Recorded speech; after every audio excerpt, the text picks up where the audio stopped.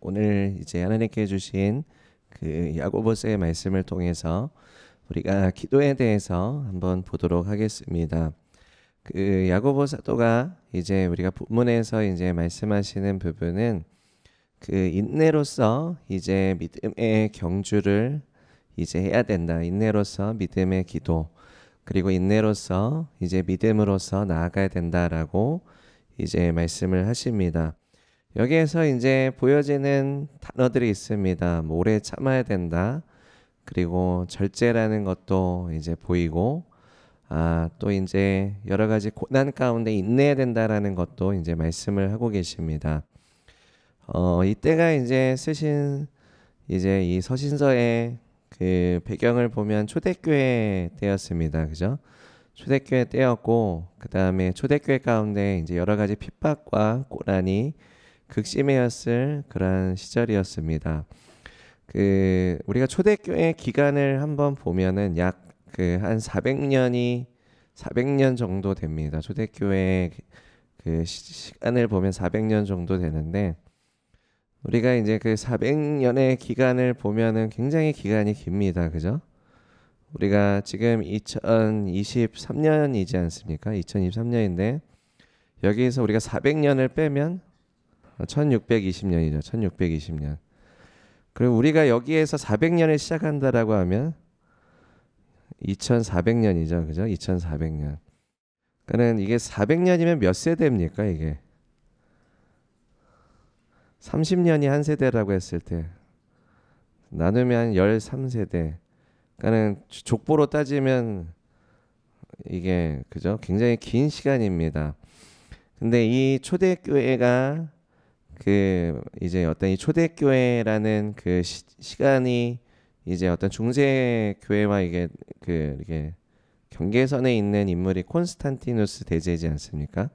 그래서 이제 기독교를 국교화했었던 어떤 그 시간을 시점으로 해서 초대교회와 이제 중세교회로 이제 그 나눠질 수 있는데, 우리가 이제 그 400년의 기간을 생각해 보면 굉장히 핍박이 많았습니다. 고난이 많았고, 그 끔찍한 이제 그 기독교를 이제 그 말살하기 위한 국가적인 여러 가지 정책들도 많이 세워져서, 물론 이제 평화로운 기간이 있었지만 그리 길게 가지 않았고, 계속 또 핍박이 오고, 또 잠시나마 평화로운 기간이 있다가 또 핍박이 오고, 이런 시절을 수백 년 동안 이제 가지게 되는 겁니다. 근데 이때는 굉장히 극심했던 시절이었습니다. 그래서 이제 그 초대교회 성도들의 기도 제목은 무엇이었을까요? 이러한 핍박이 올 때, 그죠? 그 하나님께서 이제 이러한 고난의 시간 가운데 하나님의 통치가 이 땅 가운데 임하시고, 그리고 그리스도의 통치 안에서 우리가 평안하게 기쁨으로 이제 하나님을 섬길 수 있는 그러한 사회나 이제 그러한 그 어떤 삶이 오기를 간절히 기도했을 겁니다. 얼마나 기도했죠? 400년이에요, 400년. 그러니까 이게 그 한 세대만 기도한 게 아니에요. 13세대 이상이 기도해 온 그 결과물입니다. 그것이 그 하나님께서 뭐 완전한 기독교 국교화가 되었다라고 볼 수는 없겠지만, 그래도 그 하나님께서 놀라운 역사를 이루신 것이 그 굉장히 이제 오랜 이제 세대를 통해서 이것이 이루어진 것들을 볼 수 있습니다. 우리가 이것을 보면서 또 인생사를 또 볼 수가 있습니다. 와, 이게 이런 우리가 이제 그 펼쳐진 이렇게 큰 그림을 보면서 정말로 믿음의 선진들이 이제 목숨을 다하여서 이렇게 신앙을 지키셨고, 그 다음에 이제 교회 가운데 모이셔서 이렇게 목숨을 걸고 예배하시고 간절히 기도하셨던 그 기도가 이렇게 쌓여져서 이제 이러한 역사들과 열매를 맺었구나라는 이제 그러한 인생사들을 되게 많이 면면히 이제 볼 수 있기도 합니다. 여기에서 야고보 사도가 너희가 이것에 인내해야 되고, 그 다음에 길이 참고 마음을 굳건하게 하라라는 그 말씀이 굉장히 이게 막 짧게 막 짧은 기간에 말씀하신 건 아닐 수 있어요. 그죠? 그러니까는 우리가 이것을 오래 참음이라는 게 뭐 짧게 참아라 이게 아니잖아요. 오래 참는 겁니다. 그리고 우리가 인내하는 것이 사랑은 오래 참고 그리고 사랑은 인내하는 것이다라고 또 성경은 말씀합니다. 그리고 성경에 이 말씀이 있습니다. 너희가 선을 행할 때 그 낙심하지 않고 포기하지 않으면 때가 이르게 되면 너희가 거두게 될 것이다라고 말씀을 하셨습니다. 그러면 우리가 이 말씀을 이렇게 계속 이렇게 생각해 보면 그러면 계속 모든 응답을 오래 기다려야 되는가? 그건 아닙니다. 그죠? 하나님께서 이제 일찍 응답하시는 기도들도 있고 우리가 오래 기도해야만 하는 기도들도 있습니다. 분명히 이러한 기도가 있습니다. 우리의 다음 세대나 우리의 다다음 세대나 예수님이 언제 오실지 모르겠지만 2600년 2600년에 또 이제 하나님께서 어떠한 일을 행하시는 역사들이 우리를 시작점으로 해서 이제 시작이 되는 것들이 있을 수도 있습니다. 그죠? 초대교회 가운데 그 면을 본다면 그리고 우리가 어느 하나님께서 일하시는 어느 시점 중간에 있을 수도 있고 어떤 영역들은 초반부에 있을 수도 있고 어떤 영역들은 시작점에 있을 수도 있고 어떤 영역들은 후반부에 있을 수도 있습니다. 근데 이러한 것들을 분별하고 보시는 것은 되게 중요합니다. 되게 중요해요. 내가 나의 삶의 아주 단편만 작은 시간만 보고 그리고 나의 환경과 나의 상황만 보는 약간 자기 초점적인 시각들에 너무 빠져 있으면 이제 굉장히 인생을 좁게 살게 됩니다. 그리고 굉장히 시간을 낭비하게 됩니다. 하나님께서 나에게 맡겨주신 것들 그리고 우리가 이제 우리가 이제 헤리티지도 많이 공부하지 않습니까? 그 헤리티지를 통해서 이제 무엇을 우리가 느낍니까? 거기도 한 200년 되잖아요, 그죠? 미국도 좀 그 시간이 되고 존 웨슬리, 모라비안, 야누스, 마틴 루터 벌써 1400년대쯤이니까 1400년 정도 되니까 2023년이죠. 그러면 6, 700년 전인데 그죠? 6, 700년 전과 지금의 우리가 어떻게 이게 연결되는가 이것을 보실 수 있어야 됩니다. 보실 수 있어야 돼요.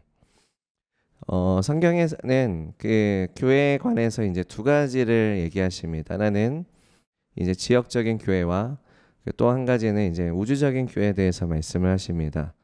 그 우주적인 교회다라는 것은 이제 목사님께서 언제 한번 설교 때 말씀하셨지만 우리가 이제 교회라는 것은 에클레시아, 헬라어로 에클레시아라는 단어를 사용합니다.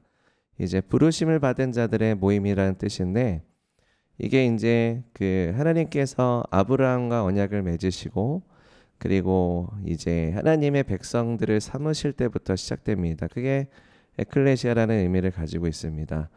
그 에클레시아라는 것이 결국 우리가 천국에서 모이게 될 또 공동체이기도 합니다. 그죠? 그러니까는 우리가 천국에서 누구를 보시겠습니까? 그죠? 여러분이 천국에 가면은 물론 예수님을 보시겠고 모세도 볼까요? 보겠죠. 다윗도 볼까요? 보겠습니다. 그죠?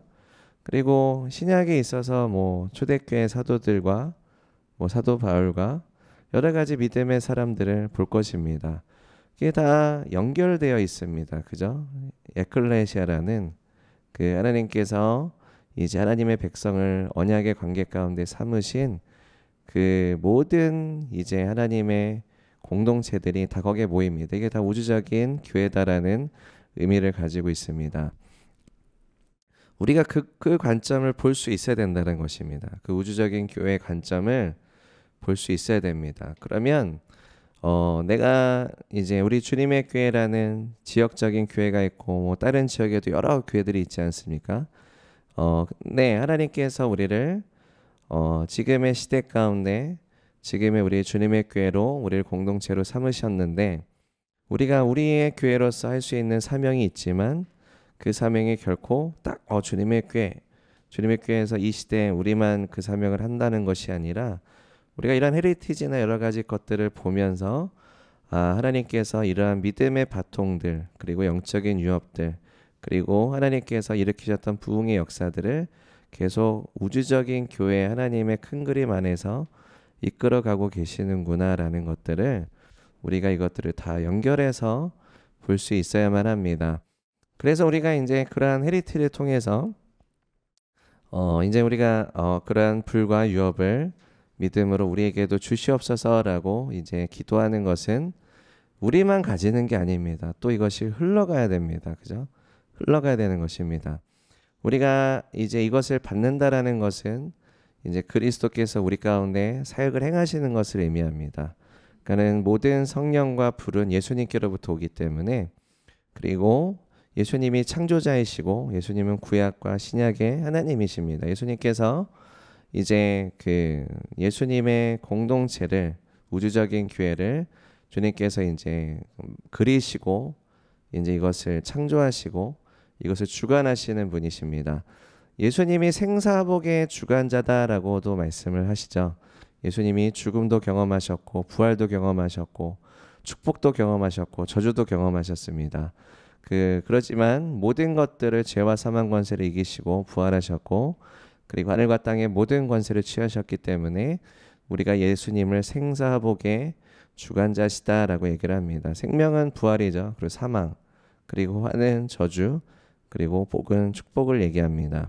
생사복의 주관자가 되셔서 이제 우리의 삶을 주관하시고 모든 것이 머리로부터 오죠. 예수님께서 교회의 머리가 되시기 때문에 모든 것이 머리로부터 옵니다. 예수님의 불과 성령도 예수님께서 성령님을 우리 가운데 보내주셔서 우리가 그 하나님의 기름 부으심과 불을 받고 주님의 사명을 감당할 수 있는 능력을 부여해 주십니다. 모든 것이 예수님께로부터 왔고 모든 것이 예수님으로 말미암아 되는 것이고 모든 것이 예수님의 계획 안에 있고 모든 것이 예수님의 큰 그림 안에 있습니다. 그리고 하나님께서 큰 그림만 그리시는 분이 아니라 세세하게 또 우리 가운데 일하시고 역사하시는 분이십니다. 예수님이 십자가상에서 다 이루었다라고 선언하셨습니다. 우리가 예수님이 이루신 것을 우리가 어떻게 하면 우리의 영혼들에게, 그리고 우리의 교회에, 그리고 우리가 섬기는 모든 사역 가운데 이것을 가지고 올 수 있는지를 우리가 이것을 이제 하나님 앞에 간구하고 믿음으로 나아가야 되는 것은 또 우리의 이제 책임입니다. 근데 우리가 이제 이러한 것들을 봤을 때 하나님께서 우리가 인내로서 믿음의 경주를 하라라고 말씀을 하십니다. 그러니까는 하나님의 계획은 이미 그려져 있어요. 그죠? 그리고 하나님은 그 모든 계획이 하나님의 뜻 안에 이루어지는 완전한 것을 이행하십니다. 내가 거기에 동참하느냐 안 하느냐 뿐이에요. 그래서 동참하느냐 안 하느냐 뿐입니다. 우리가 계시록의 말씀에 이제 에베소 교회의 말씀을 기억하실 겁니다. 그죠? 에베소 교회에서 뭐라고 말씀하시죠? 아시면 잘 아시겠지만 첫사랑을 잃어버리면 이제 뭘 옮기죠? 촛대를 옮길 것이다라고 말합니다. 그 촛대를 옮긴다라는 것은 하나님께서 그 교회에 맡기신 그 유업과 사명이 있는데 그것이 이제 옮기워진다라는 의미입니다. 옮기워진다. 굉장히 슬픈 거죠. 그러니까는 그게 굉장히 중요하고 가치가 있는 것인데 그 유업과 사명은 딱 그 사람이 캐리하지 못하면 하나님 다른 사람에게 주세요. 그러니까는 하나님께서 중요한 어떤 부흥이라든지 어떤 중요한 영적 각성이라든지 그리고 하나님의 나라의 일과 사명을 중요한 것을 이제 누군가에게 주셨는데 그 사람이 이걸 받지 않으면 촛대가 옮기워지는 일들이 있습니다. 그 첫사랑을 잃어버렸다라고 했을 때 그것이 옮겨진다라고 분명한 성경은 예수님은 말씀하십니다. 그렇다면 첫사랑은 무엇입니까? 자, 첫사랑. 자, 우리가 그 예수님이 우리를 먼저 사랑하셨습니다. 예수님이 우리를 복음의 초대라는 우리 주일 설교를 이제 2주간 우리가 이제 말씀을 받았었는데 하나님께서 우리를 먼저 사랑하셨고 우리가 그 사랑 가운데 받아들여졌고 그 사랑을 받았기 때문에 우리가 이제 반응하는 것이죠. 그 첫사랑은 거기서부터 시작됩니다. 하나님을 향한 그 사랑 우리가 깨닫고 거기에서 내가 예수님을 영접하고 주님을 사랑하기로 이제 시작하는 그 시간, 그죠? 신앙의 믿음의 시작을 가지고 올 수 있는 그것을 첫사랑이라고 얘기합니다. 그러면 그 예수님을 향한 사랑이 어떻게 됩니까? 유지돼야 돼요? 떨어져야 돼요? 증가돼야 돼요? 증가돼야 돼요. 증가돼야 됩니다. 에베소 교회는 어떤 교회였냐면 열심히 하는 교회였어요. 그리고 옳은 것을 하는 교회였고 옳지 않은 것을 이제 배제하려는 교회였습니다. 근데 그거는 굉장히 열심히 하는데 첫사랑을 잃어버렸다라고 얘기를 하십니다. 그러니까 우리가 되게 사역을 열심히 하는 게 있을 수 있어요. 근데 그 좋은 것이에요. 예수님도 에베소 교회가 그걸 열심히 하는 건 좋다라고 말씀을 하셨어요. 근데 핵심을 놓쳤어를 얘기하시는 거죠. 핵심이 무엇이냐면 예수님을 향한 첫사랑입니다. 그리고 그 사랑이 증가돼야 되는 것을 하나님은 원하시고 기뻐하십니다. 그러면 그 사랑이 증가되기 위해서는 어떻게 해야 됩니까? 어떻게 해야 됩니까? 우리가 이러한 기도를 많이 합니다. 하나님께서 나를 사랑하시듯이 나도 하나님을 사랑하기 원합니다라는 그런 기도를 합니다. 하나님의 사랑은 완전하시고 우리가 죄인 되었을 때 예수님의 생명을 주실 만큼 우리를 넘치도록 사랑하셨습니다. 우리는 그 사랑을 받았기 때문에 반응할 수 있는 자입니다. 우리 안에 좋은 것이 나올 수 없습니다. 그렇다면 우리는 하나님의 사랑에 계속해서 반응하는 그러한 예배자로서 그러한 믿음으로서 우리가 그렇게 주님 앞에 나아가야만 합니다. 그러니까 내가 하나님의 사랑에 반응하는 신앙이 없다면요, 약간 거기서 멈춰져 버려요. 그러니까 겉으로는 되게 열심히 할 수 있고 옳은 것을 할 수 있고 좋은 것을 하고자 하는 마음이 있을 수 있는데요. 근데 하나님을 향한 사랑이 멈춰져 버리면 우리는 굉장히 중요한 것을 놓칩니다. 그렇기 때문에 우리가 이런 것들을 한번 생각해 보겠습니다. 하나님께서 완전한 계획을 가지고 계시고 그리고 하나님은 언제나 일하십니다. 그죠? 그럼 하나님께서 여러분의 삶 가운데서도 언제나 일하십니다. 그러면 하나님께서 여러분의 삶 가운데 언제나 일하신다라는 것은 여러분을 언제나 기다리고 계신다는 얘기고요. 그리고 언제나 사랑하신다는 얘기고요. 언제나 초청하고 계신다라는 것을 우리는 알 수 있습니다. 탕자의 비유에서도 아버지가 기다리지 않습니까? 그리고 주님께서 더 가까이 나오라 하실 때, 더 가까이 나오라고 하실 때 주님은 이미 마음 문을 여신 거예요. 그죠? 나를 더 가까운 곳으로 초청하기 위한 모든 준비를 이미 마치신 분이십니다. 믿으십니까? 그렇다면 내가 거기에 그것을 깨달아 아는 것이 굉장히 중요합니다. 그 시작점이 되게 중요해요. 하나님이 나를 기다리고 계신다. 그리고 하나님이 나를 더 가까이 초청하기를 원하신다. 그리고 하나님께 나를 더 사랑하기 원하신다. 하나님께서 내가 믿음으로 그렇게 주님 앞에 나왔을 때 그 믿음을 굉장히 기뻐하신다. 그러니까 기뻐할 준비가 이미 되어 있으신 거예요. 부모님은 아마 잘 아실 겁니다. 자녀가 엄마 아빠를 너무 사랑해서 달려 나올 때 막 반가워하면서 막 달려 나올 때, 그리고 막 부모님이 이렇게 자녀를 많이 섬기시잖아요. 그죠? 돌보시고 이런 것들에 막 감사해야 할 때 이미 기뻐할 준비가 되어 있으시지 않나요? 마음이 녹아내리지 않나요? 그럴 때 이미 준비가 되어 있으신 거잖아요. 그죠? 그러니까 아무리 기분이 안 좋아도 자녀가 그렇게 나에게 다가오면 그냥 어려움과 아픔들이 눈 씻은 듯이 녹아지고 기뻐할 준비가 되어 있는 상태로 넘치도록 이제 자녀와 그 기쁨을 나눕니다. 그러니까 하나님 아버지가, 그리고 우리 하나님께서 이제 그러한 것들을 이제 기다리고 계시고 이미 준비되어 계십니다.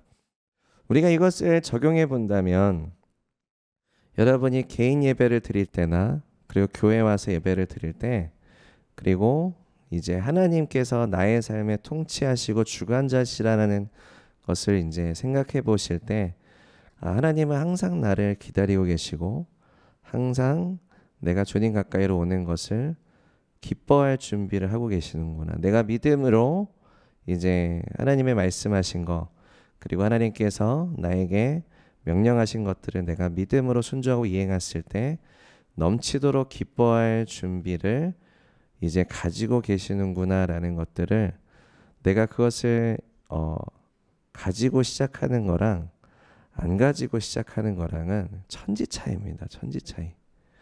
여러분이 예배에 오실 때 어떠한 마음가짐으로 하나님께 어떻게 내가 반응하고자 하는 그 시작점이 되게 중요합니다. 관계거든요. 관계인데 하나님께서는 우리가 예수님이 우리를 구속하여 주셔서 하나님과 화목된 관계를 이루어 주셨습니다. 예수님이 하나님과 우리가 화목된 관계를 이루게 하시기 위해서 굉장히 큰 대가를 치르셨습니다. 예수님은 관계 회복을 위해서 굉장히 큰 대가를 치르셨다라는 것을 우리는 굉장히 깊이 받아들이셔야 됩니다. 그러니까는 왜냐하면 우리는 거절감이나 관계로부터 오는 그러한 상처와 거절과 이런 것들을 쉽게 받아들여요. 쉽게 받아들이는데 그게 어떠한 그 아이러니가 있냐면요. 예수님은 이걸 다 치르셨거든요. 우리가 그것으로부터 회복될 수 있는 것을 예수님은 이미 다 치르셨는데 우리는 반대편에 있는 걸 굉장히 쉽게 받아들여요. 이러한 것들은 관계의 단절과 분리와 사람을 죽이는 거거든요. 그래서 나를 죽이는 거죠. 거절의 상처가 많으신 분들은 아시겠지만 굉장히 막 우울해지고 막 그러지 않습니까? 신앙도 막 다 떠나가게 되고 하나님과의 관계도 굉장히 멀어지게 되고 혹시 그런 것들을 경험하신 분 계십니까? 예수님은 나와 하나님과의 관계를 위해서 그 회복을 위해서 엄청난 대가를 치르셨고 이제 우리가 그 관계로부터 오는 것에 대한 여러 가지 문제점들을 용서하시고 사랑과 용서의 역사를 통해서 우리도 거기로부터 자유하고 회복할 수 있는 모든 것들을 다 치르셨는데 나는 여전히 그것을 쉽게 받아들이는 인생이다라고 했을 때는 무언가 잘못된 것입니다. 무언가 잘못되었어요. 우린 하나님의 사랑을 제대로 받고 있지 않은 거예요. 하나님께서 우리를 가까이 초청하시는 걸 제대로 반응하고 있지 않은 거예요. 그리스도의 십자가에 대해서 예수님이 무엇을 나를 위해서 치르셨는지를 제대로 깨닫지 못하고 있는 상태입니다. 그렇기 때문에 이제 아주 자기 초점으로 가득한 인생이 돼버린 거예요. 그래서 이제 하나님을 보지 못합니다. 믿음의 영역으로 나아가지를 못해요. 그 믿음이다라는 것은 이제 그 성경에 말씀하십니다. 우리가 의인이라고 했을 때 의인이 뭐죠? 의인의 간구는 역사는 이미 크도다라고 야고보 사도도 말씀했는데 근데 또 성경에서 의인은 없나니 하나도 없으며 그러면 누구를 얘기하는 거야? 아무도 없는데 이렇게 생각하실 수 있는데 자, 또 성경에 이 말씀이 있습니다. 우리가 이제 하나님의 말씀을 분별할 때요. 딱 하나만 보고 이해 안 되네. 이게 막 오류네 막 이렇게 생각하시면 안 됩니다. 또 의인에 대해서 말씀하시기를 1000번을 넘어져도 이제 일어서는 자가 의인이다라고 말씀을 하십니다. 갑자기 더 미궁으로 빠지십니까? 이게 다 연결되는 말씀이에요. 다 하나로 가는 말씀이에요. 그러니까 우리 스스로 의인이 될 수 없습니다. 우린 죄인입니다. 그죠? 예수님은 죄인을 불러 회개시키려 하기 위해서 오셨다. 우리가 하나님의 의로 말미암아 믿음으로 의롭다 하심을 이제 받게 되었다라고 말씀합니다. 예수님의 공로입니다. 그죠? 예수님의 의가 우리 가운데 입혀지는 신성한 교환을 통해서 이제 우리가 믿음으로 말미암아 의롭다 하심, 칭이라고 표현을 하죠. 여김을 받게 되었습니다. 근데 1000번을 넘어져도 넘어진다라는 게 뭐죠? 넘어지는 걸 말 그대로 그죠? 어떠한 이제 부정적인 역사로 넘어지는 거죠. 내가 두려워하기도 하고 죄를 범하기도 하고 실패하기도 하고 여러 가지 좌절과 이제 여러 가지 낭만 가운데 넘어집니다. 넘어졌을 때 일어선다라는 의미를 가지고 있어요. 일어선다. 어떻게 일어서죠? 내가 이렇게 내 스스로 일어설 수 있습니까? 넘어졌을 때 내 스스로 못 일어서요. 우리가 그 죄의 권세라는 것이 있습니다. 죄의 속박이라는 것이 있는데 우리는 믿음으로 행하는 것이 아니면 다 죄로 연결됩니다. 이 세상은 그래요. 영적인 세계는 그렇습니다. 믿음으로 하지 않는 것은 다 죄다라고 성경 말씀합니다. 내가 믿음으로 하지 않은 거는요, 다 죄의 영향권 안에 걸려 넘어져요. 사람은 그래요. 중립지대가 없습니다. 그래서 기독교인은 항상 믿음으로 가야 됩니다. 그래서 성경에선 사랑으로서 역사하는 믿음이 너희의 삶 가운데 계속 역사돼야 된다라고 사도 바울은 얘기합니다. 그 믿음으로 가야 되는데 어떻게 일어서는가? 이제 일어선다라는 건 이제 믿음으로 행한다라는 것인데, 믿음은 이제 하나님께로부터 하나님이 나에게 행하여 주신 것들, 하나님이 나를 위해 치루신 것들, 그리고 하나님이 나에게 초청하시는 것들, 하나님이 나를 사랑하시고 하나님께로 돌이키는 것을 기다리고 계시는 것들에 내가 거기에 반응하는 것을 얘기를 합니다. 하나님께서 우리가 그렇게 주님 앞에 계속 나오게 됐을 때 하나님께서 우리를 믿음으로 의롭다 이제 여겨주시고 칭의해 주신다라는 것을 성경은 계속해서 말씀합니다. 그걸 몇 번이요? 1000번을 넘어져도 계속 주님 앞에 나오라라는 거예요. 계속 하나님께서 나를 치르신 그 십자가를 바라보고 주님의 사랑과 주님의 용납하심과 이제 주님께서 기다리고 계시다라는 것을 바라보고 나올지어다입니다.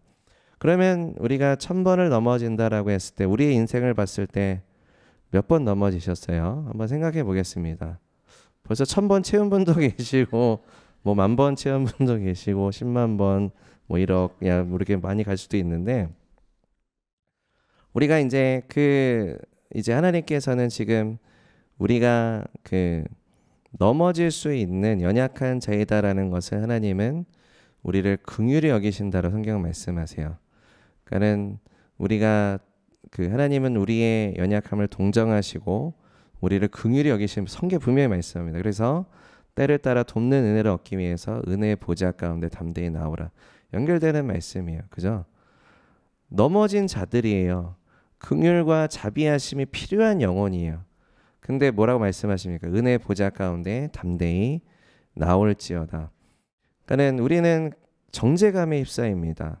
그리고 내 생각에 갇혀버려요. 어떠한 거절의 감옥에 갇혀버리고 두려움의 감옥에 갇혀버리고 무언가 내 자격지심의 감옥에 갇혀버리고 내 자존감의 감옥에 쉽게 갇혀버립니다. 그게 상해버리니까 더 이상 이제 모든 것들을 이제 단절시켜버리는 그러한 이제 감옥에 내가 들어가 버리게 되는 거예요. 믿음으로 하지 않았기 때문에 그 감옥에 들어가시는 거예요. 믿음으로 나아가지 않았기 때문에 그렇습니다. 다시 믿음으로 가셔야 돼요. 누구에게로? 하나님께로 가셔야 돼요. 모든 내가 넘어질 수 있는, 내가 갇힐 수 있는 모든 감옥의 종류들을 다 통틀어서 나는 거기에 내가 걸려 있다면 다시 예수님의 십자가를 바라보시고 하나님의 사랑을 받으셔야 됩니다. 하나님의 초청을 받으셔야 됩니다. 예수님께서 내미시는 그 손을 꼭 붙잡으셔야 거기에서 나오실 수 있고요. 그 다음에 일어서실 수 있습니다. 그거 외에는 다른 길은 없어요. 물론 이제 우리가 권면하는 것들이 있습니다. 그죠? 우리가 성도가 서로 권면하고 격려해서 이제 나오게 할 수 있는 하나님의 일하심의 루트들이 분명히 다 있습니다. 근데 내 입장에서요, 성도가 나를 권면해 주는 게 굉장히 중요하거든요. 리더가 이렇게 권면해 주시고 이런 거 다 중요한데 하나님은 그렇게 일하시거든요. 그렇게도 일하시는데, 근데 내 입장을 보겠습니다. 내 입장에서 그러한 상황이 있다 할지라도 내가 이제 성도의 이제 어떤 교회와 성도와 셀과, 예를 들면 뭐 셀이나 여러 가지 이러한 이제 사역을 받을 수 있고 우리도 사역을 줄 수 있는 관계여야 됩니다. 이것은 굉장히 중요해요. 하나님께서 분명히 우리에게 명령하시고 일하시는 영역이긴 한데, 근데 내 입장에서 관점은 항상 하나님을 바라보셔야 된다. 사람을 의지해서는 안 됩니다. 성도와의 어떤 사역의 관계는 굉장히 중요하거든요. 흘러가는 건 되게 중요한데 이건 계속 있으셔야 되는데 내 포커싱은 그래도 예수님께로 가셔야 돼요. 그러니까는 중심가치라는 단어를 쓰거든요. 중심가치가 예수님께로 향하셔야 됩니다. 이게 내가 사람의 위로를 받아서 회복이 되었다라는 가치로 가시게 되면 잘못된 길로 빠지세요. 잘못된 길로 빠지십니다. 거기에 의지하게 돼버려요. 사람에게 의지하게 돼버려요. 사람의 칭찬에 의지하게 되고요. 사람의 인정에 의지하게 돼요. 영적인 리더라도 마찬가지예요. 영적인 리더의 인정과 칭찬에만 얽매여져 버리게 되면 내가 토대가 이상해져 버려요. 토대가. 그럼 리더가 혼내면 훅 막 꺼졌다가 리더가 칭찬 안 해주고 막 표정이 갑자기 쓴 표정이 됐어요. 그러면 근데 그런 이게 분들이 많이 계세요. 의외로. 혹시 찔리시는가요? 그러면 이제 갑자기 막 거절감이 들어오고 막 날 못마땅하게 생각하나 이 생각부터 계속 드는 거예요. 근데 포커싱이 굉장히 잘못됐습니다. 그러면 베이스가 뭐가 되냐면 두려움이 베이스가 돼요. 내가 이번에 칭찬받지 못하면 어떡하지? 인정받지 못하면 어떡하지? 나를 못마땅하게 생각하면 어떡하지? 두려움이 베이스가 돼버려서 거기에 이끌려 다니는 인생이 돼버려요. 거기에 희노애락을 가지게 되는 인생이 돼버려요. 혹시 그러신 분 계십니까? 그러니까 거절감이 아까도 얘기했지만 그 하나님과의 관계 회복을 위해서 예수님은 큰 대가를 치르셨는데 그것을 제대로 못 가져오는 인생이 되시면 안 된다라는 것이 지금 제가 말씀을 드리는 포인트입니다. 그러니까 하나님께서 관계 회복을 나에게 하나님과의 관계 회복을 주시기 위한 놀라운 대가를 치르셨는데 왜 나는 계속 더 반대를 가져오는 인생이 되는가? 왜 자꾸 그걸 쉽게 받아들이는 인생이 되는가? 원수는 그거를 굉장히 많이 노립니다. 굉장히 많이 노려요. 그래서 부부 관계를 굉장히 많이 공격하고요. 지체와의 관계를 굉장히 많이 공격을 합니다. 찢어 놓는 거예요. 버려 놓는 거예요. 그래서 성경에서 분명히 말씀하십니다. 너희가 하나님 앞에 예배할 때 예배는 뭐죠? 구속받은 관계 회복을 가진 예배자들이 하나님을 만나는 게 예배예요. 그죠? 관계 회복이 돼야 돼요. 이게 핵심이에요. 예수님이 치루신 것을 반드시 가져가는 게 예배입니다. 이게 시작점이에요. 이거 없이 예배를 드린다라는 거는 그냥 겉으로만 드리는 거예요. 약간 위선적인 거예요. 그래서 성경은 이렇게 말씀하세요. 그러니까 너희가 형제와 무언가 다툼이 있고 싸움이 있었는데 그럼 화해하고 예배 드려야 된다. 회하고 예배. 이게 본질적인 부분이기 때문에 그렇습니다. 본질적인 부분이기 때문에 내가 이것을 가지지 않고 내가 하나님을 기쁘게 예배할 수 있다 그러면 날 점검해 봐야 돼요. 점검해 봐야 돼요. 제가 어떤 거를 조심스럽게 말씀을 드리냐면 여러분 하나님의 말씀이 내게 제대로 적용이 되지 않는 상태에서 나는 무언가 하나님과의 깊이 있는 만남을 가지는 경험을 했다 그러면 그게 제대로 된 경험인지를 점검해 보세요. 점검해 보셔야 됩니다. 섞여 들어올 수 있어요. 변질될 수 있어요. 이제 나와서 이제 드리는 말씀인데 이제 하나님의 음성을 듣고 그 다음에 성령 하나님의 인도하심 어떤 그것이 예언이 될 수도 있고요. 영적인 분별이 될 수 있고 하나님께서 어떠한 마음을 주셨다라고 이제 이렇게 받으시는 것들이 있을 수 있습니다. 근데 그게 100% 하나님께로부터 오는 것일 수도 있고 아니면 내가 뭐 내 음성이나 내가 이제 잘못 그것을 이제 내가 하나님께로부터 받았다라고 여기는 것이 있을 수도 있습니다. 그렇게 했을 때 우리가 성경에서 말씀하십니다. 예언을 받으면 두세 증인의 그 증인이 필요하다. 그 장로, 그러니까 교회 리더의 그런 어떤 컨펌과 분별이 필요하다. 이러한 말씀들이 있습니다. 근데 그러한 것이 되게 중요합니다. 그러니까 하나님께로부터 어떤 내가 중요한 것들이나 이제 그 분별이나 이런 것들을 받으셨을 때 내가 하나님의 말씀 그리고 이제 어떤 교회 리더와 아니면 두세 증인의 그러한 확증이 없으면 내가 이 예언과 이 분별이 틀릴 수도 있다라는 것을 가지고 계셔야 됩니다. 틀릴 수 있다라는 것을. 보통은 이게 그런 경우가 있어요. 이게 건강하지 않은 부분 중에 하나가 내가 하나님께로 받았다는 것을 너무 확신한 나머지 이게 권면 그거 좀 아닌 것 같습니다. 아니면 그거 좀 지켜봐야 될 것 같습니다. 권면을 드릴 때 아니에요. 나는 분명히 나를 받았기 때문에 나에 대해서 이게 좀 뭔가 잘못됐거나 틀렸다라는 그런 권면은 나한테 하지 마십시오. 이렇게 딱 이렇게 철벽을 쌓는 분들이 계세요. 근데 그렇게 하시는 분 중에 건강하게 가시는 분을 전 한 분도 못 봤어요. 한 분도 보지 못했어요. 그 하나님께서 우리에게 말씀하시고 분별케 하실 때는 나에게 개인적으로 주실 때도 있지만은 몸 전체 가운데 주십니다. 몸 전체 가운데 주시기도 합니다. 하나님께서 교회의 질서를 세우시고 영적인 리더들을 세우시고 이제 그것들을 분별하게 하시고 함께 이것들을 상의하고 함께 이것들을 세워 나가도록 그 영역에서도 하나님은 사용하세요. 우리가 이게 팀 회의를 할 때에도 이제 이 팀의 전략을 이렇게 우리가 구상을 해요. 뭐 웰컴 파티를 주려 한다면 딱. 근데 한 팀원이 하나님께 나 이거 받았어요. 이렇게 가야 됩니다. 아니요 저기 형제님 잠깐 우리 이거를 좀 아니 하나님께로 받았다니까 내가 이렇게 가야 됩니다. 만약에 이렇게 됐을 때 어떻게 되나요? 그 팀이 아작 나겠죠. 그죠? 삼천포로 갈 겁니다. 그죠? 얘는 이렇게 받았다고 해서 절로 가고 얘는 이렇게 받았다고 절로 가고 이렇게 하면은 엉망진창이 될 거예요.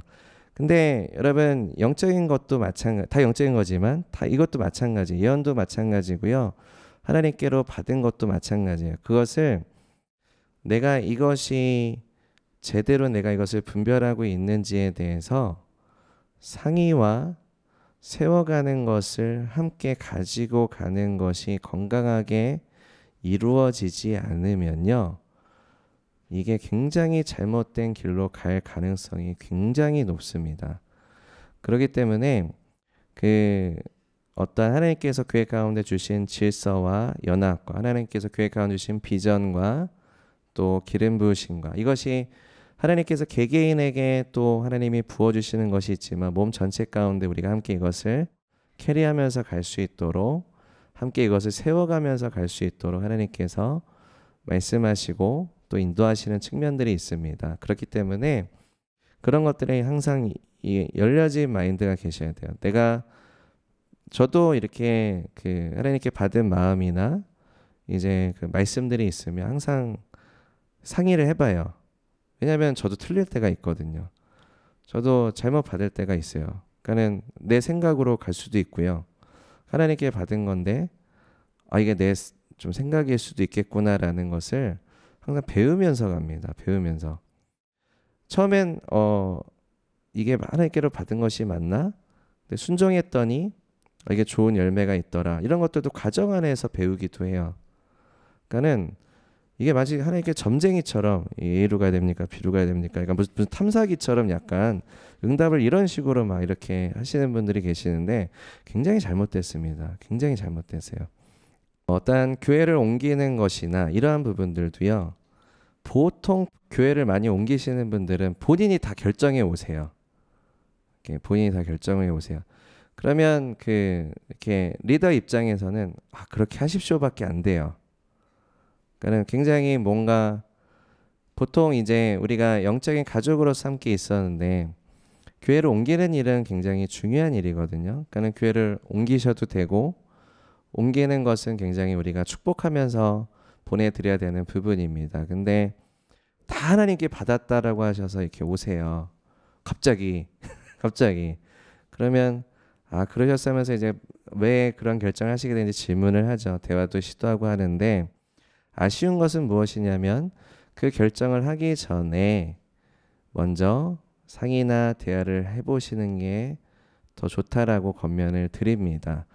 그러니까는 뭐 교회를 옮기는 일에 대한 이슈를 제가 나눔을 했지만 중요한 이슈들이 있을 수 있어요. 그래서 중요한 이슈들이 있을 수 있으면 상의하는 게 굉장히 지혜로운 방법입니다. 왜냐하면 하나님께서는 교회 리더와 그 다음에 뭐 셀이라든지 우리가 지체를 통해서 서로 상의할 수 있는 루트들이 많이 있어요. 같이 함께 분별의 도움을 구하며 세워나갈 수 있는 루트들이 굉장히 많이 있습니다. 그걸 통해서 함께 세워나가는 걸 하나님은 기뻐하십니다. 그리고 가정 가운데 하나님이 일하시는 것을 보기를 원하시고 가정 안에서 하나님과 동행하기를 원하시지 하나님께서 A로 가라 성공, B로 가면 실패다. 이렇게 하시지 않으세요. 근데 계속 그렇게 이렇게 응답을 받는 습관을 기르시면 굉장히 잘못된 길로 빠지십니다. 하나님은 그렇게 일하시지 않기 때문에 그렇습니다. 내가 요구하는 대로 주님 관철하여 주시옵소서의 기도거든요. 약간 컨트롤링하는 기도예요. 그거는 약간 이제 크리스천 주술 쪽으로 빠질 수 있습니다. 그래서 성도들을 컨트롤링해요. 약간 성도들을 컨트롤링해요. 그러니까는 이게 그 분별도 이게 어떤 리더와 상의해서 이제 분별을 하셔야 되는데 본인 혼자 분별을 하시고 그 분별된 걸 가지고 성도를 컨트롤링하는 기도라는 거예요. 이거 굉장히 위험합니다. 굉장히 주술적인 기도가 될 수가 있어요. 그러니까 예를 들어 이런 일이 있었어요. 뭐가 있었냐면 그 이게 팀 안에서 이제 마찰이 있을 수 있죠. 일을 하다 보면 팀 안에서 마찰이 있을 수 있는데 우리 교회가 아닐 수도 있습니다. 마찰이 있을 수가 있는데 예를 들어서 뭐 이게 그 팀끼리 이제 그 뭐 이게 의견 차이가 있을 수 있고 견해 차이가 있을 수 있고 오해가 있을 수 있어요. 그러면 그 오해하면 이렇게 말이 좀 엇갈릴 수 있잖아요. 너 왜 이렇게 했어? 하면 난 잘했는데 너 왜 이렇게 잘못했어? 아니야 난 제대로 했어. 이런 엇갈림이 있을 수 있잖아요. 그러면 회사에서도 이런 건 많잖아요. 근데 너 왜 그런 일을 했어? 했는데 난 제대로 했는데 왜 나한테 그런 일을 했냐고 그러지? 이거 분리의 영성이고 이거 뒷담화의 영성이네. 이러면서 이거를 치부해 버리는 거예요. 그래서 이제 막 그 영들을 묶는 기도를 합니다. 그러면서 이제 그 사람이 나를 그렇게 하지 않도록 계속 기도를 해요. 이게 한 가지 예를 들었는데 이게 컨트롤링, 크리스천 주술적인 기도가 될 수 있어요. 그러니까는 우리가 하나님 안에서 서로 사랑하는 지체이고 말 그대로 견해 차이가 있으면 그 견해 차이를 풀면 돼요. 그러니까는 이분은 그냥 일을 바로잡기 위해서 얘기한 걸 수도 있는데 그걸 무조건 영적인 것으로 그냥 다 해석을 해버려서 그것이 그 사람이 나한테 그러한 영적인 영향력을 주지 않도록 이제 막 묶거나 막 컨트롤링하는 기도를 하게 되면은 굉장히 이것이 주술적인 역사로 빠질 수가 있습니다. 그래서 영적인 분별력은 항상 상의하시는 게 좋습니다. 이러한 것을 할 때는 정말로 그 팀 안에서 분리의 영이 역사할 수도 있어요. 거절의 영이 역사할 수도 있는데 그 영들을 분별하는 것은 우리가 함께 이것을 그 리더와 상의하시고 그 팀 안에서 그것이 있는지가 되고 내가 이 기도를 해야 되는지가 상의가 되고 컨펌이 된 상태에서 시작하시는 것이 가장 건강합니다. 가장 건강해요. 근데 그러한 것이 없이 내 맘대로 막 그거를 이렇게 하는 기도를 하게 되면 굉장히 컨트롤하는 주술적인 크리스천 주술적인 기도가 될 수 있다라는 것입니다.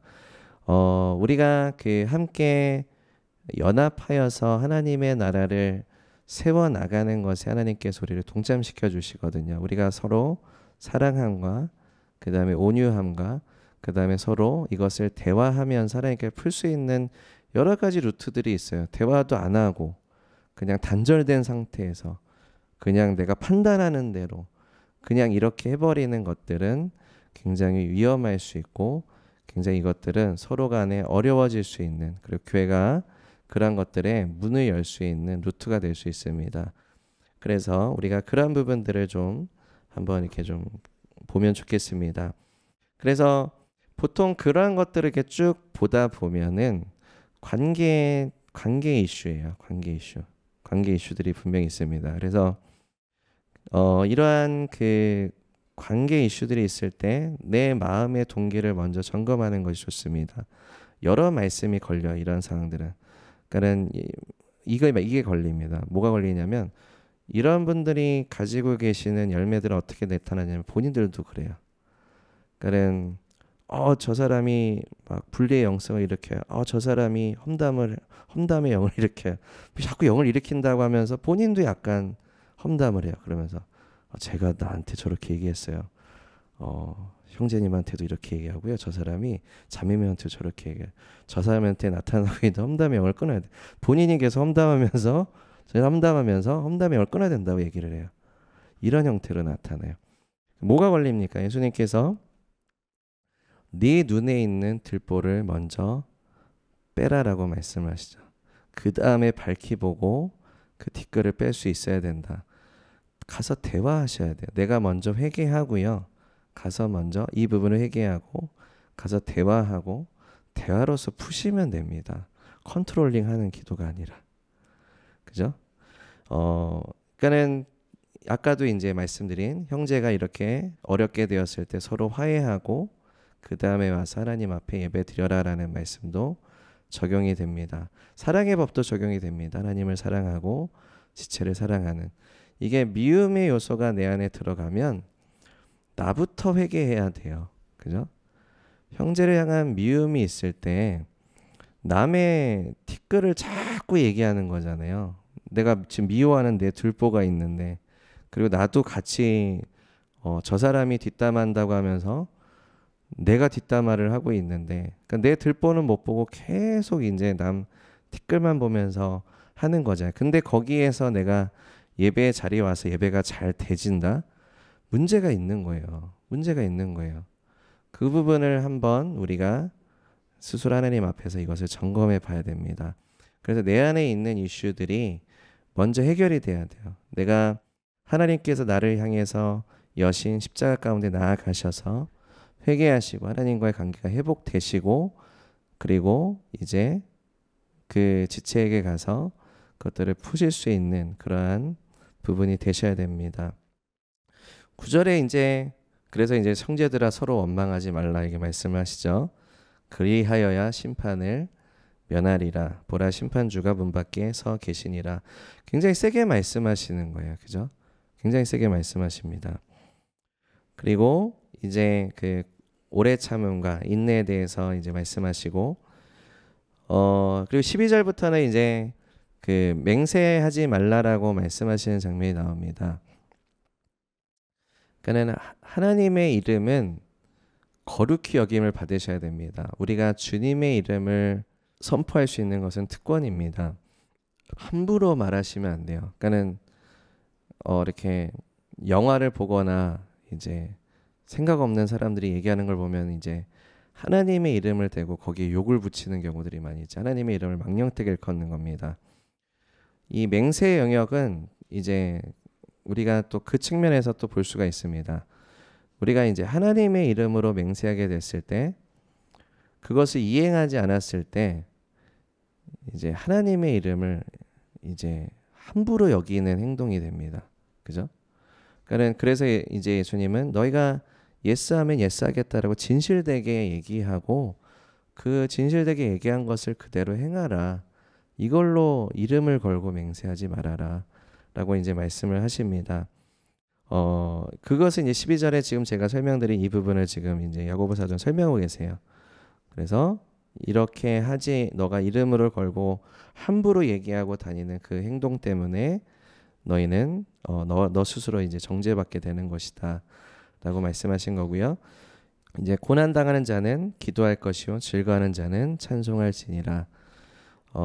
너희 중에 병든 자가 있느냐? 그는 교회의 장로들을 청할 것이요 그들은 주의 이름으로 기름을 바르며 그를 위하여 기도할 것이니라. 믿음의 기도는 병든 자를 구원하리니 주께서 그를 일으키시리라. 혹시 죄를 범하였을지라도 이제 사하심을 받으리라. 그러므로 너희 죄를 서로 고백하며 병이 낫기를 위하여 서로 기도하라. 의인의 간구는 역사하는 힘이 큼이니라. 우리가 여기에서 죄에 대한 이슈들이 나옵니다. 병을 고치는 부분과 죄에 대한 이슈들이 나오는데, 그 병을 보면은 우리가 그 자연적인 질병이 있을 수 있고요. 죄로 말미암아서 생기는 질병이 있을 수 있습니다. 성경에서도 예수님이 치유를 행하실 때 이것이 죄 때문에 기인한 것이다라고 말씀하시는 질병이 분명히 있었습니다. 이게 영적인 영역일 수 있는 부분들이 있는 거예요. 예를 들어서 뭐 두려움이 기반이 된 두려움의 영에 사로잡혀서 병이 걸릴 수도 있고요. 좌절과 우울 때문에 병이 생길 수도 있습니다.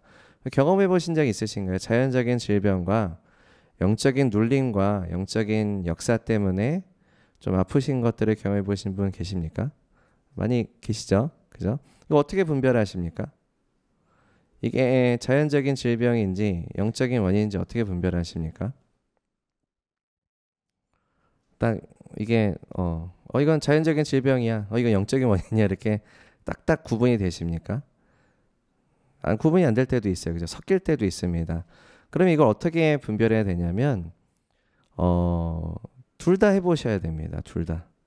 둘 다 해보셔야 됩니다. 그러니까는 이것도 건강하지 않게 가시는 분들이 계세요. 뭐냐면 무조건 다 기도해서 낫겠다. 안 나면요. 안 나면요. 그 하나님께서 그럼 믿음으로 하지 않은 겁니다. 믿음으로 기도해서 낫겠습니다. 근데 이게 그 하나님을 추정하는 죄를 범할 수 있어요. 그러니까는 하나님께서 우리에게 의약을 주셨습니다. 의약을 주시고 내가 이게 건강하게 치료할 수 있는 루트를 주셨어요. 근데 그걸 내가 함부로 주장해서 내가 함부로 루트와 방식을 만들어 버리는 이제 그런 이 부분입니다. 뭐냐면 제가 그분한테 예를 들어서 그런 분들한테 이제 대화를 나눠보면 예를 들어서 내가 넘어졌어요. 그래서 여기 그 피가 났어요.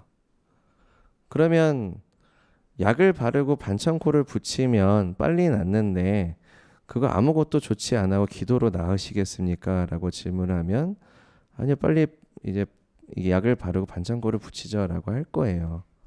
그거는 그렇게 하시면서 그거는 의학대로 하시면서 왜 다른 거는 나는 기도로 낫겠다라고 그 방식만 취하시냐는 거예요.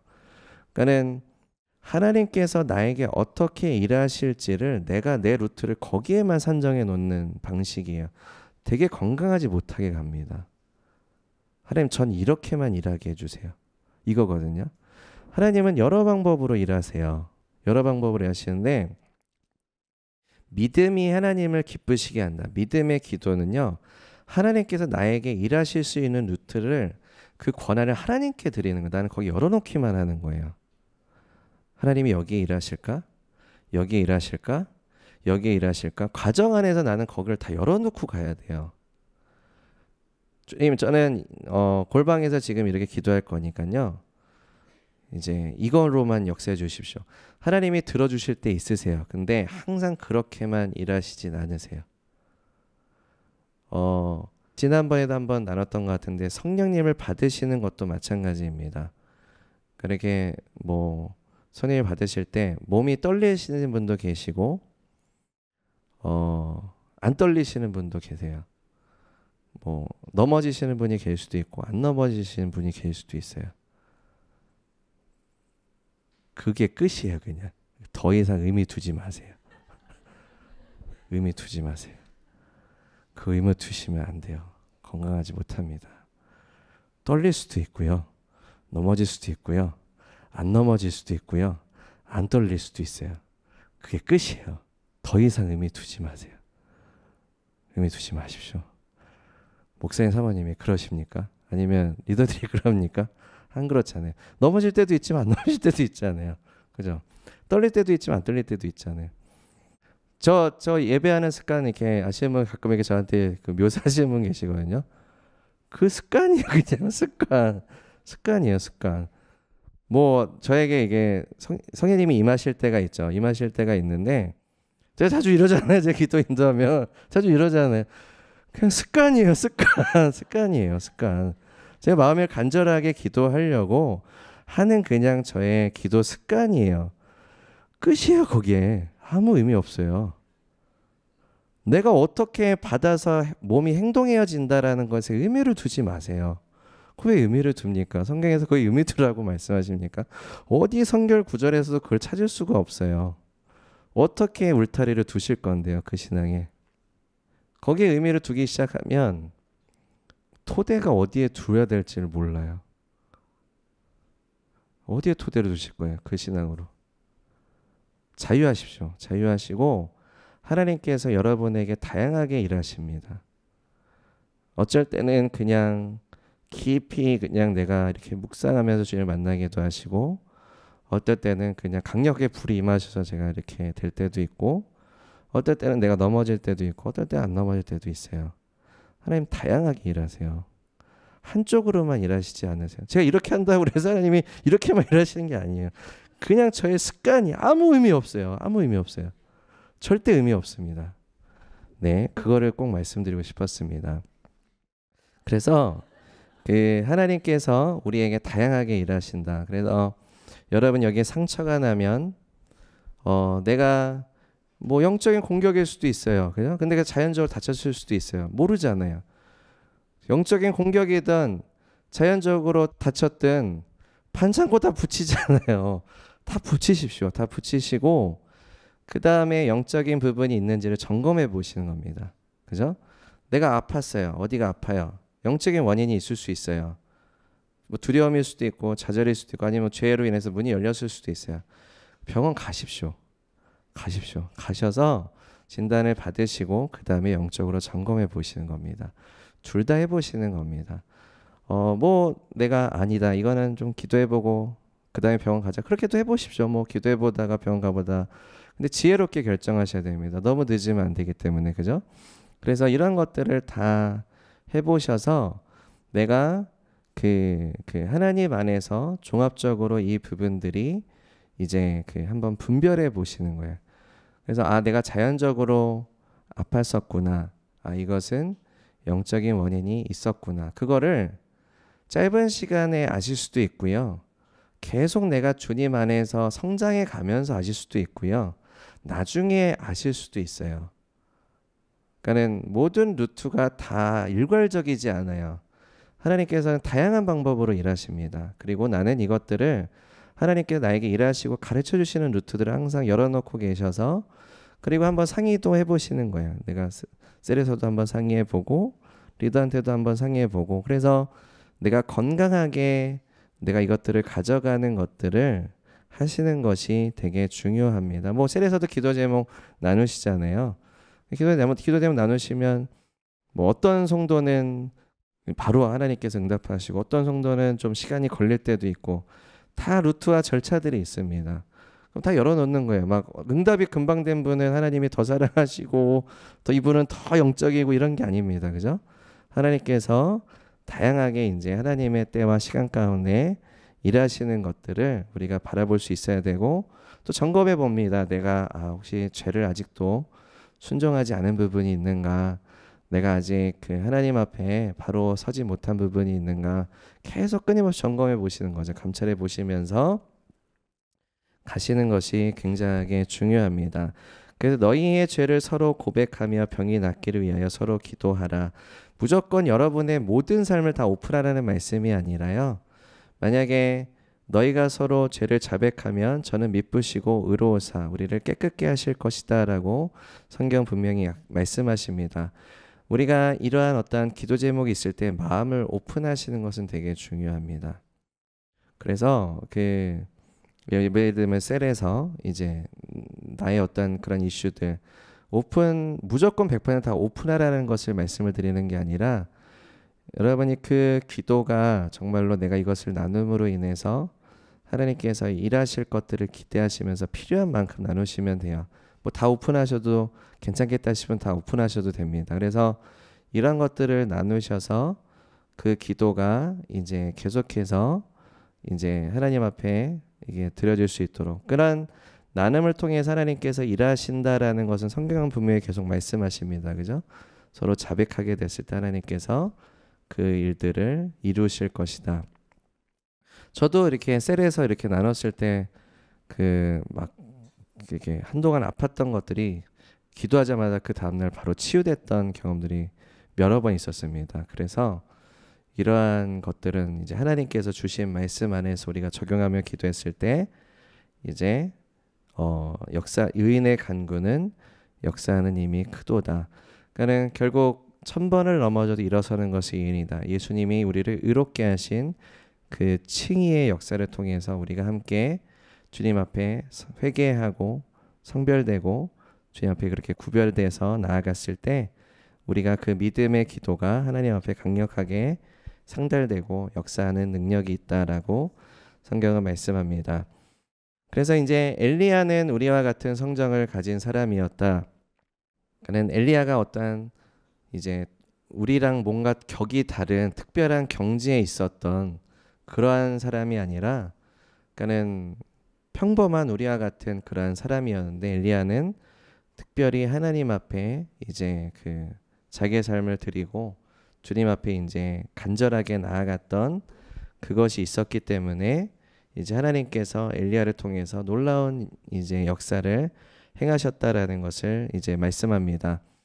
그 엘리야가 하는 그 기도를 통해서 하나님께서 그 구속사적인 역사를 행하셨죠. 그죠? 국가를 나를 구속하시는 일들을 엘리야를 통해서 하나님께서 일하셨습니다. 우리도 그러한 기도의 사명이 있습니다. 믿으십니까? 우리가 그 하나님께서 우리 열방을 향한 기도의 집으로서 우리에게 사명을 주셨습니다. 그래서 우리가 뭐 나라적으로 뭐 선거가 있는 때나 미국에 선거가 있는 때나 특별한 이슈가 있을 때 우리가 함께 막 10시간 기도회, 7시간 기도회, 12시간 기도회로 모여서 그리고 각 팀에서 이루어지는 기도들을 통해서 우리가 계속 그러한 기도들을 캐리해 왔었습니다. 이러한 것들은 그 하나님께서 굉장히 많이 응답하시고 일하셨던 것들이 되게 많이 있습니다. 뭐 하나하나 우리가 이제 이것들을 다 얘기해보면 굉장히 길어질 텐데 뭐 우리가 잘했다, 우리가 잘났다는 것이 절대로 아니고요. 그러니까는 하나님께서 이 말씀을 통해서 일하신다라는 것을 말씀드리고 싶습니다. 말씀을 통해서 일하신다라는 거. 그렇기 때문에 여러분 기도하실 때 하나님의 말씀을 많이 묵상하셔서 그 말씀의 울타리 안에서 기도하시는 것이 되게 중요합니다. 울타리 안에서 내가 정한 기준이 아니에요. 내가 정한 컨트롤링 기도가 아니라 이런 것은 주술적으로 갈 수 있습니다. 하나님의 사랑의 법, 덕을 세우고 그 다음에 이제 품위 있고 질서 있게 그리고 하나님께서 우리에게 말씀하시는 것들을 다 우리가 준행하는 그 울타리 안에서 이제 건강하게 자유하게 하나님 앞에 나아가시면 좋겠습니다. 그 우주적인 기도에 대해서 말씀을 드릴 때도 엘리야는 그 하나님 앞에 하나님이 기뻐하시는 그죠? 하나님 항상 하나님의 구속사적인 역사를 되게 중요하게 생각하십니다. 그죠? 성경은 구속사적인 책 아닙니까? 하나님의 역사는 구속의 역사입니다. 그죠? 구속의 핵심이에요. 하나님의 구속의 역사가 핵심입니다. 엘리야는 거기에 내가 동참한 거죠. 그죠? 우리도 이제 하나님의 구속의 역사 가운데 동참하는 겁니다. 하나님께서 그 일들을 행하실 수 있도록 우리가 간절하게 주님 앞에 기도하고 나아갔을 때 하나님께서 이제 대한민국 가운데 이제 이른 비와 늦은 비를 부어주시고 새 일을 행하시는 역사들, 한국 교회 가운데 행하시는 역사들, 우리 교회와 모든 성도님들의 가정 가운데 행하시는 역사들이 열매 맺을 것입니다. 그 신년 예배를 지나면서 그 많은 간증들이 있었어요. 우리 성도님들도 많은 이제 개인적으로 크로싱 오버하시는 그런 이제 은혜 간증들이 있고 또 하나님의 축복하시는 일들이 있었습니다. 막 말도 안 되는 가격에 새로운 집을 구하시게 되고 좀 이렇게 직장도 굉장히 말도 안 되는 그 좋은 직장을 얻게 되시는 일도 있고 막 이거 계속 저한테 막 그 형제가 이게 불가능해요. 이게 저 완전히 일일 알바라서 저는 직장을 거기를 이렇게 직원으로 갈 수 없는 곳이 불가능해. 계속 자르는 거예요. 계속 그래서 기도하자. 그래서 근데 정규직 직원이 됐어요. 되게 좋은 직장에. 그래서 그러한 일들이 계속 이렇게 우리 성도님들의 삶 가운데 있습니다. 그래서 되게 감사하고 하나님께서 이제 그 너희가 먼저 그의 나라와 그의 일을 구하면 이 모든 것을 더하시라 말씀하셨는데 저는 이 말씀이 항상 적용이 되고 있는 걸 많이 봅니다. 우리 성도님들과 우리 교회 가운데 우리가 하나님의 나라와 일을 구하니 하나님께서 우리의 집을 구하는 문제들, 직장의 문제들, 여러 가지 삶의 문제들의 필요들을 채우시고 놀랍게 축복하시고 공급하시는 역사들을 굉장히 많이 봅니다. 그래서 우리가 믿음의 기도라는 것은 결국 하나님의 말씀을 내가 제대로 적용하는 훈련을 하면서 기도하시면요 굉장히 좋고 역사하는 기도를 하실 수 있으세요. 그래서 항상 이렇게 이러한 기도를 하실 수 주님 저도 말씀으로 기도하기 원합니다. 말씀의 능력으로 기도하기 원하고 그리고 하나님께서 뜻하시는 하나님의 구속사적인 역사 하나님의 일하신 가운데 내가 동참하는 기도를 하기 원합니다. 이러한 그 하나님의 나라와 의를 구하는 믿음의 기도를 하실 때 하나님께서 우리 삶 가운데 이제 또 공급하시고 또 우리를 이제 평안 가운데 인도하시는 하나님의 역사심을 이제 보실 수 있습니다. 하나님은 선하십니다. 좋으시고 우리가 이렇게 생각하시는 분이 계세요. 우리가 이것만 하고 이제 마칠 텐데 맨날 나라 민족만 생각해야 되고 내 개인적인 삶은 안 돌봐야 됩니까? 약간 맨날 그런 기도만 해야 됩니까? 이렇게 질문하시는 분이 계세요. 하나님께서 우리의 개인적인 삶을 등한시하시는 분이 아니십니다.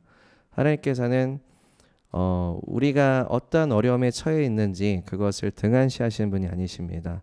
하나님은 우리의 개인의 삶에 관심이 있으시고 세세하게 하나님은 우리를 터치하시고 만지시는 분이십니다. 근데 하나님 말씀하신 건 뭐예요?